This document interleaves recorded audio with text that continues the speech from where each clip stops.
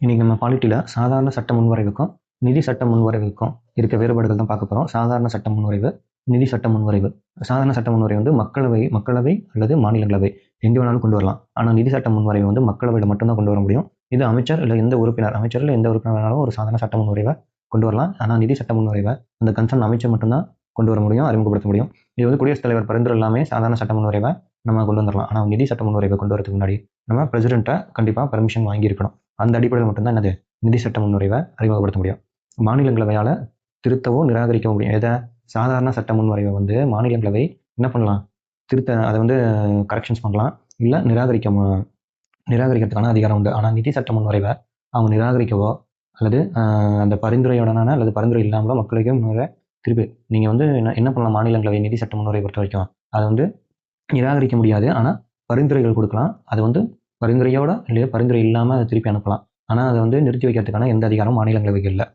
சாதாரண சட்ட முன்வரைவை ஒரு 6 months வரைக்கும், சாதாரண சட்ட முன்வரைவை 6 மாதம் வரைக்கும் மாநிலங்களவையால் ஹோல்ட் பண்ணி வைக்க முடியும். ஆனால் நிதி சட்ட முன்வரைவை வந்து 14 நாள் வரைக்கும் தான் மாநிலங்களவையால் ஹோல்ட் பண்ணி வைக்க முடியும். அடுத்த பாயிண்ட் வந்து முன்வரைவு மக்களவையிலிருந்தே இந்த சாதாரண சட்ட முன்வரைவு வந்திருந்தாலும் அங்கே வந்து ஸ்பீக்கர்கிட்ட எந்த பர்மிஷன் நம்ம கேட்க தேவையில்ல, அவர் ஒப்புதல் வந்து சான்றளிக்க தேவையில்லை. ஆனால் மாநிலங்களுக்கு இந்த நிதி சட்ட முன்வரைவு வரும்போது சபாநாயகரோட சர்டிஃபிகேட் முக்கியம். அவர் சான்று அளித்ததுக்கப்புறம் தான் நம்ம என்ன பண்ண முடியும்? மாநிலங்களுக்கே அனுப்புவாங்க.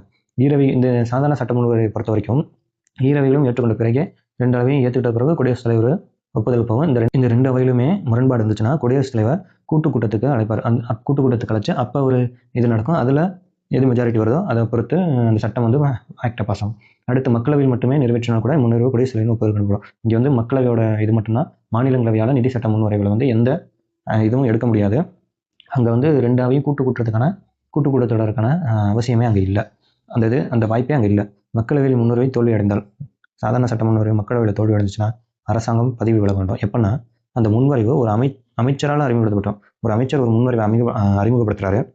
அப்போ அந்த மெஜாரிட்டி அங்கே வந்து ஆளுங்கட்சிக்கு இல்லை அப்படிங்கிறத தோல்வி அடையும் பட்சத்தில் அந்த மெஜாரிட்டி இல்லைங்கிறது தான் இங்கே குறிக்கிறது. அப்போ அந்த மெஜாரிட்டி வந்து நம்பிக்கை இல்லா தீர்மானத்தினால அந்த இது வந்து என்னது அரசாங்கம் பதவி விலகிறோம்.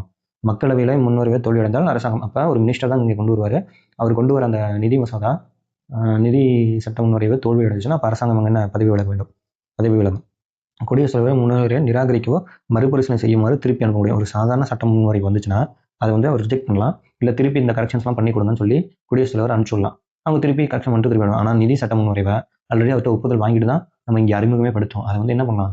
ஒன்று அவர் ஏற்கலாம், இல்லை நிராகரிக்கலாம். ஆனால் இதில் கரெக்ஷன்ஸ் பண்ணி கொடுங்க அப்படின்னு மறுபரிசீலனை செய்யுமாறு திருப்பி அனுப்ப முடியாது.